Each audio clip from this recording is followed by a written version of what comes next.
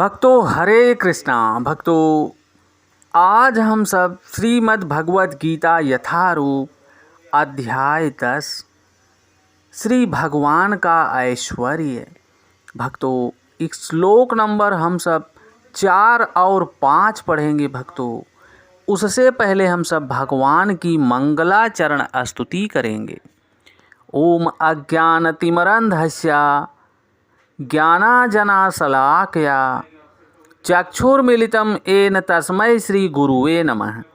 श्रीचैतन्यमनोभीष्टं स्थापितं येन भूतले स्वयं रूपः कदा मह्यं ददाति स्वपदान्तिकं।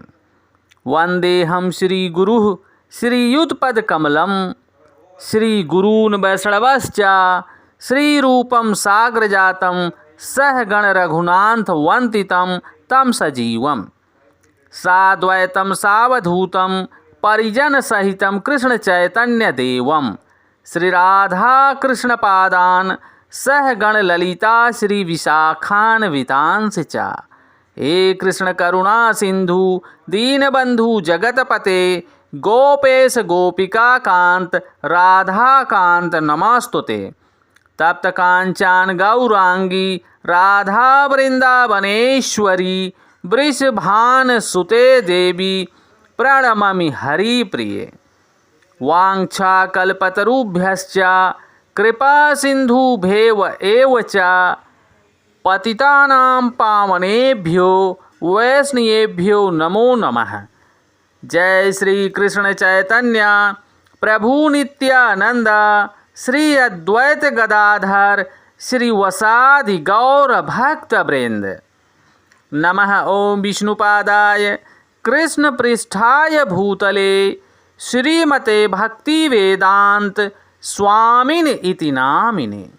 नमस्ते सारस्वती देवी गौरवाणी प्रचारिणे निर्विशेष शून्यवादी पाश्चात देश तारिणे। नमो महावंदाय कृष्ण प्रेम प्रदायते कृष्ण कृष्णाय चैतन्य नामने गौरताविषे नमः।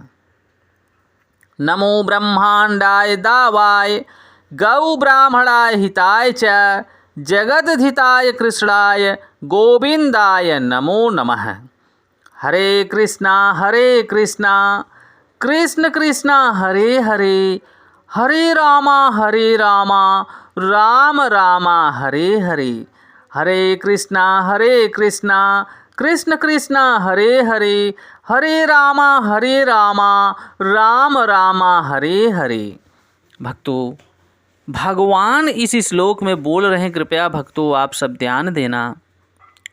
बुद्धि है ज्ञानम असम्मोहम क्षमा सत्यम दया समाः सुखम दुखम भव अभाव भयम अभयम एव च अहिंसा समता तुष्टि तपाः दानम यश अपयश भवन्ति भावा भूतनाम मतः एव पृथक विद्या। भक्तों मैं एक बार दोबारा स्पष्ट कर रहा हूँ। भक्तों कृपया आप सब ध्यान देना।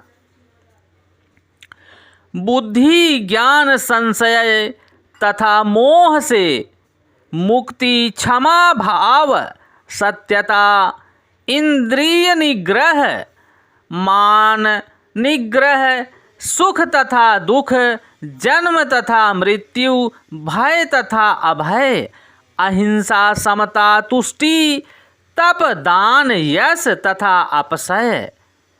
भक्तों जीवों के ये विविध गुण मेरे ही द्वारा उत्पन्न हैं। भक्तों यहाँ पर श्री भगवान उवाच। भगवान भक्तों स्पष्ट बोल रहे हैं जीवों के अच्छे या बुरे गुण भगवान श्री कृष्ण के द्वारा ही उत्पन्न हैं और यह उनका वर्णन किया गया है। भक्तों यहाँ पर जगत गुरु स्वामी श्रील प्रभुपाद स्पष्ट कर रहे हैं कि बुद्धि का अर्थ है नीर क्षीर विवेक करने वाली शक्ति। नीर क्षीर विवेक करने वाली शक्ति और ज्ञान का अर्थ है आत्मा तथा पदार्थ को जान लेना विश्वविद्यालय की शिक्षा से प्राप्त सामान्यतः ज्ञान मात्र पदार्थ से संबंधित होता है। भक्तों, यहाँ से इस ज्ञान को स्वीकार नहीं किया जा सकता। ज्ञान का अर्थ है आत्मा तथा भौतिक पदार्थ के अंतर को जानना। आधुनिक शिक्षा में आत्मा के विषय में कोई ज्ञान नहीं दिया जाता, केवल भौतिक तत्वों पर, शारीरिक आवश्यकताओं पर ध्यान दिया जाता है। फलस्वरूप शैक्षिक ज्ञान पूर्ण नहीं है। असम्मोह अर्थात संशय तथा मोह से युक्त मुक्ति सभी प्राप्त हो सकती है जब मनुष्य शिक्षक नहीं अथवा दिव्य दर्शन को समझता है। वह धीरे धीरे निश्चित रूप से मोह से मुक्त हो जाता है। हर बात को सतर्कतापूर्ण ग्रहण करना चाहिए। आँख मूंद कर कुछ भी स्वीकार नहीं करना चाहिए। क्षमा का अभ्यास करना चाहिए। मनुष्य को चाहिए कि सहिष्णु होना चाहिए और दूसरों के छोटे छोटे अपराध क्षमा कर देना चाहिए। सत्यतम का अर्थ है भक्तों, तथ्यों को सही रूप से अन्यों के लाभ के लिए प्रस्तुत करना चाहिए तथा तथ्यों को तोड़ मरोड़ कर नहीं रखना चाहिए। सामाजिक प्रथा के अनुसार कहा जाता है कि वही सत्य बोलना चाहिए जो अन्यों को प्रिय लगे, किंतु यह सत्य नहीं है। सत्य तो सही सही रूप में बोलना चाहिए जिससे लोग समझ सकें कि सच्चाई क्या है। यदि कोई मनुष्य चोर है और यदि लोगों को सावधान कर दिया जाए कि अमुक व्यक्ति चोर है तो यह सत्य है। यद्यपि सत्य कभी कभी अप्रिय हो सकता है, परंतु सत्य तो सत्य होता है भक्तों। किंतु सत्य कहने में संकोच नहीं करना चाहिए। सत्य की मांग है कि तथ्यों को यथा रूप में लोकहित के लिए प्रस्तुत किया जाए। यही सत्य की परिभाषा है भक्तों। दमः शब्द का अर्थ है भक्तों, इंद्रियों को व्यर्थ के विषय भोग में ना लगाना चाहिए। इंद्रियों को समुचित आवश्यकताओं की पूर्ति का निषेध नहीं है, किंतु आवश्यक इंद्रिय भोग आध्यात्मिक उन्नति में बाधक है। फलतः इंद्रियों के अनावश्यक उपयोग पर नियंत्रण रखना चाहिए। इसी प्रकार मन पर भी आवश्यक विचारों के विरुद्ध संयम रखना चाहिए। इसे सम कहते हैं, क्योंकि समभाव रहना चाहिए। मनुष्य को चाहिए कि धन अर्जन के चिंतन में ही सारा समय ना गंवाए। यह चिंतन शक्ति का दुरुपयोग है। मन का उपयोग मनुष्यों की मूल आवश्यकताओं को समझने के लिए किया जाना चाहिए और उसे ही प्रमाण पूर्वक प्रस्तुत करना चाहिए। शास्त्रों में शास्त्र मर्म ज्ञान साधु पुरुषों, गुरुओं तथा महान विचारकों की संगति में रहकर विचार शक्ति का विकास करना चाहिए। जिस प्रकार से कृष्ण भावना अमृत के आध्यात्मिक ज्ञान के अनुशीलन में सुविधा हो, वही जिस प्रकार से कृष्ण भावना अमृत के आध्यात्मिक ज्ञान के सुखम व दुखम इस प्रकार का जीवन, जिसने कृष्ण भावना अमृत के अनुशीलन में असुविधा हो, जो कुछ कृष्ण भावना अमृत के विकास के अनुकूल हो, उसे स्वीकार करना चाहिए और भक्तों जो प्रतिकूल हो उसका परित्याग कर देना चाहिए। भव अर्थात जन्म का संबंध शरीर से है भक्तों। जहाँ तक आत्मा का प्रश्न है, वह न तो उत्पन्न होता है न मरता है। इसकी व्याख्या हम भगवद गीता के प्रारंभ में ही कर चुके हैं और श्रवण कर चुके हैं भक्तों। जन्म तथा मृत्यु का संबंध इस भौतिक जगत में शरीर धारण करने से होता है। भय तो भविष्य की चिंता से उद्भुत है। कृष्ण भावना अमृत में रहने वाला व्यक्ति कभी भयभीत नहीं होता भक्तों। वह कभी नहीं डरता, क्योंकि वह अपने कर्मों के द्वारा भगवत धाम को वापस जाने के प्रति आश्वस्त रहता है। फलस्वरूप उसका भविष्य उज्जवल होता है, किंतु अन्य लोग अपने भविष्य के विषय में चिंता करते रहते हैं। उन्हें कोई इसका ज्ञान नहीं होता कि अगले जीवन में क्या होगा। फलस्वरूप वे निरंतर चिंताग्रस्त रहते हैं। यदि हम चिंता मुक्त होना चाहते हैं तो हमें सर्वोत्तम उपाय यही है कि हम कृष्ण की शरण में जाएं, कृष्ण भावना अमृत का निरंतर जप करें। इस प्रकार हम सब समस्त भय से मुक्त रहेंगे। श्रीमद् भागवत में भी कहा गया है भक्तों, भयम द्वितीयाभिनिवेशता स्यात्। भय तो हमारे माया पास में फंस जाने से उत्पन्न होता है, किंतु जो माया के जाल से मुक्त है, जो आश्वस्त है कि वे शरीर नहीं अपितु भगवान के आध्यात्मिक अंश हैं और जो भगवत भक्ति में लगे हुए हैं, उन्हें कोई भय नहीं रहता भक्तों। उनका भविष्य अत्यंत उज्जवल है। यह भय तो उन व्यक्तियों की आवश्यकता है जो माया के जाल में फंसे हुए हैं।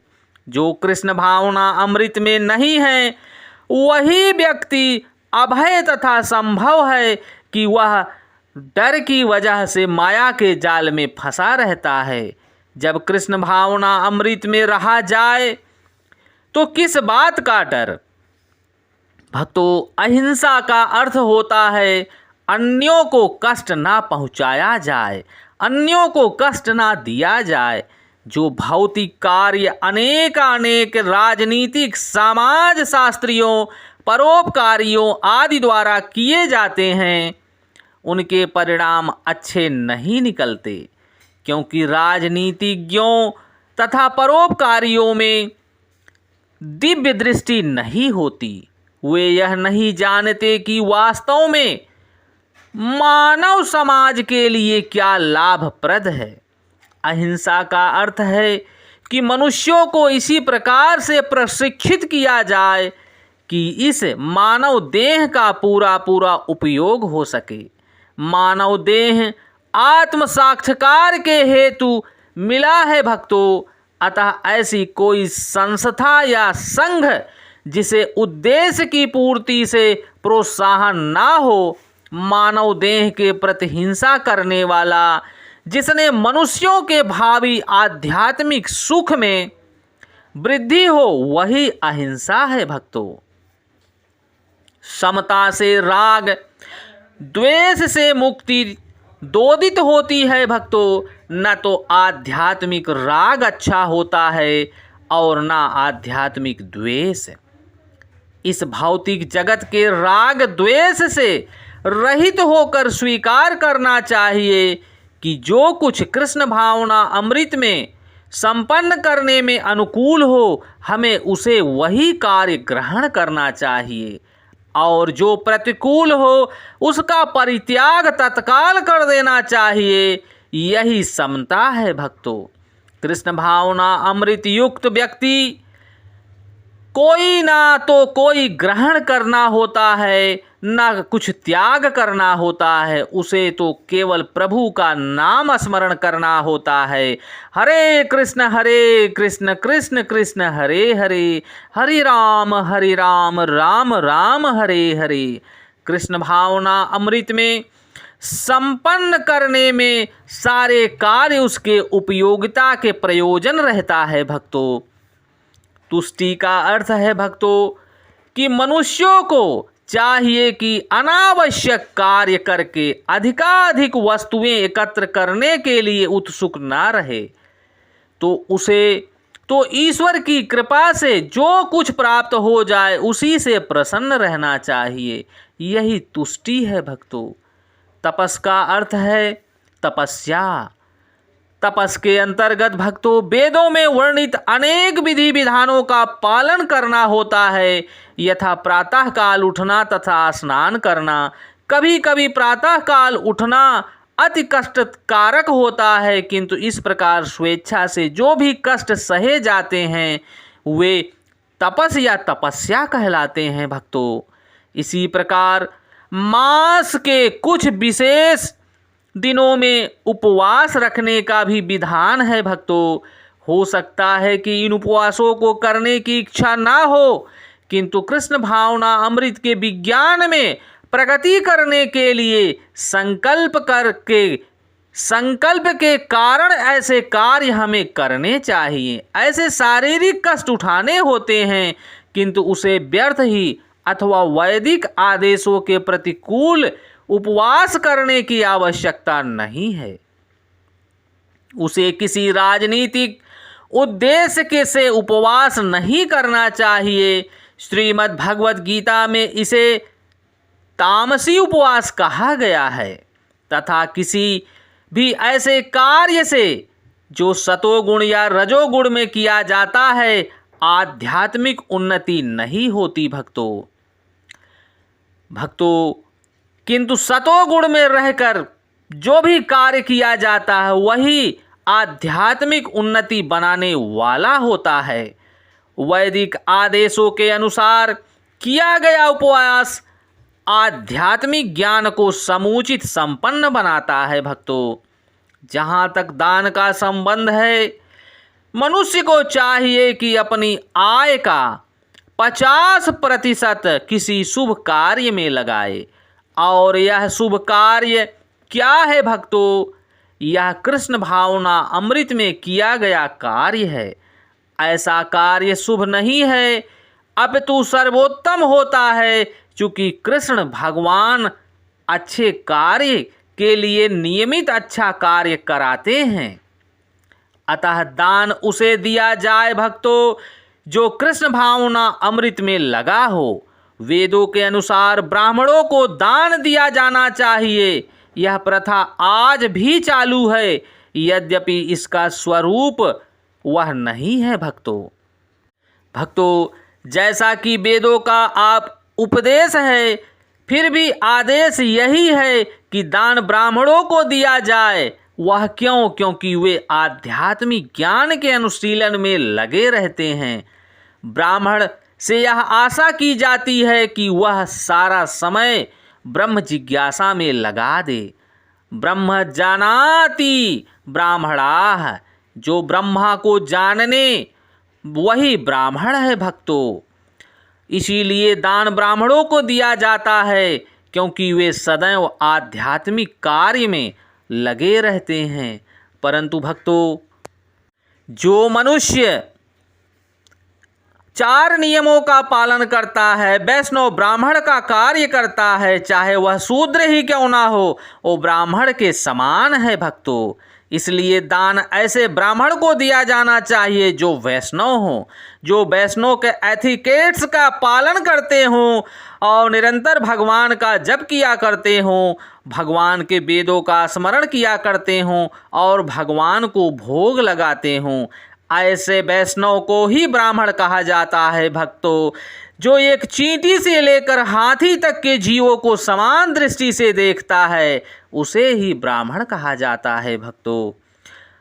उन्हें जीव का उपार्जन के लिए समय नहीं मिलता भक्तों। वैदिक साहित्य में सन्यासियों को भी दान दिए जाने का आदेश है। सन्यासी द्वार द्वार जाकर भिक्षा मांगते हैं। वे धन अर्जन के लिए नहीं अपितु प्रचारार्थ ऐसा कार्य करते हैं। वे द्वार द्वार जाकर गृहस्थों को ज्ञान की निद्रा से जगाते हैं भक्तों। अज्ञान की निद्रा से सोए हुए मनुष्यों को ज्ञान की निद्रा से जगाते हैं भक्तों। चूँकि गृहस्थ कार्यों में व्यस्त रहने के कारण अपने जीवन में वास्तविक उद्देश्य को कृष्ण भावना अमृत जगाने को भूले रहते हैं भक्तों। अतः यह सन्यासियों का कर्तव्य है कि वे भिखारी बनकर गृहस्थों के पास जाएं और कृष्ण भावना अमृत में होने के लिए उन्हें प्रेरित करें। वेदों का कथन है कि मनुष्य जागे और मानव जीवन में जो प्राप्त करना है उसे ग्रहण करे। सन्यासियों द्वारा यह ज्ञान तथा विधि विपरीत की जाती है कि अतः सन्यासी को, ब्राह्मणों को तथा इसी प्रकार के उत्तम कार्यों के लिए दान देना चाहिए, किसी सनक के कारण नहीं देना चाहिए। यशस भगवान चैतन्य के अनुसार होना चाहिए। उसका कथन है कि मनुष्य तभी प्रसिद्धि यश प्राप्त कर सकता है जब वह महान भक्तों के रूप में जाना जाता है। यही वास्तविक यश है भक्तों। यदि कोई कृष्ण भावना अमृत में महान बनता है और विख्यात होता है तो वही वास्तव में प्रसिद्ध व्यक्ति है।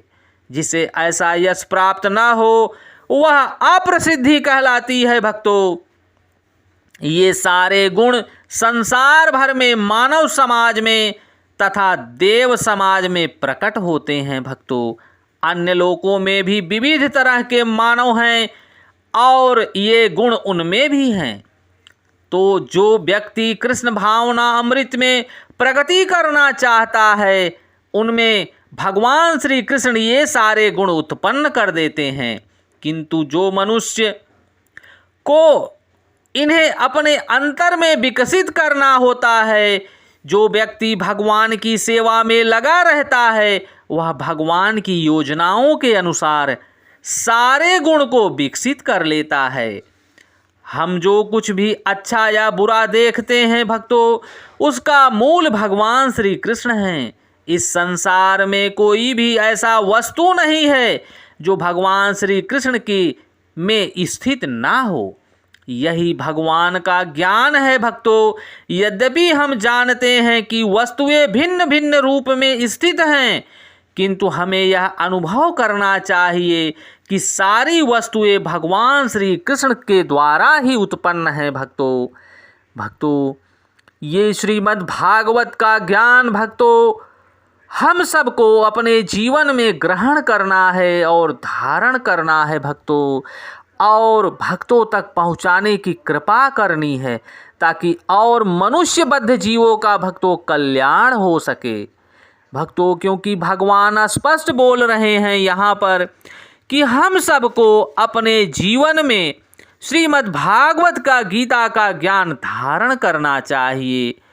बुद्धि, ज्ञान, संशय तथा मोह से मुक्ति, क्षमा भाव, सत्यता, इंद्रिय निग्रह, मानव निग्रह, सुख तथा दुख, जन्म मृत्यु का भय अभय, अहिंसा, समता तथा तुष्टि, तप, दान, यश का अपयश भक्तों। जीवों के विविध गुण ही भगवान के द्वारा प्रस्तुत हैं भक्तों। सभी जीवों के अंदर भगवान के ये दिव्य गुण मौजूद हैं, लेकिन जो कृष्ण भावना अमृत में अपने आप को लगाता है वही भगवान के यश को प्राप्त करता है भक्तों। क्योंकि भगवान स्पष्ट बोल रहे हैं, जो वेदों का ग्रहण करता है, वेदों को स्मरण करता है, मेरे नाम का जप करता है, वह निरंतर कृष्ण भावना अमृत में प्रगति करता है भक्तों। भगवान के नाम में जो आनंद है, जो भगवान के जप में जो आनंद है भक्तों, और कहीं नहीं है। हरे कृष्ण कृष्ण कृष्ण हरे हरे, हरे राम राम राम हरे हरे, हरे कृष्ण कृष्ण कृष्ण हरे हरे, हरे राम राम राम हरे हरे भक्तों। हम सबको चाहिए कि इस भगवत गीता का ज्ञान अनेक अनेक मनुष्यों तक पहुंचाकर उनको प्रेरित करना है कि ये भगवान का भगवत ज्ञान ग्रहण करें भक्तों, और अपने आप को भगवान से जोड़ने की कृपा करें भक्तों। जय श्री कृष्णा।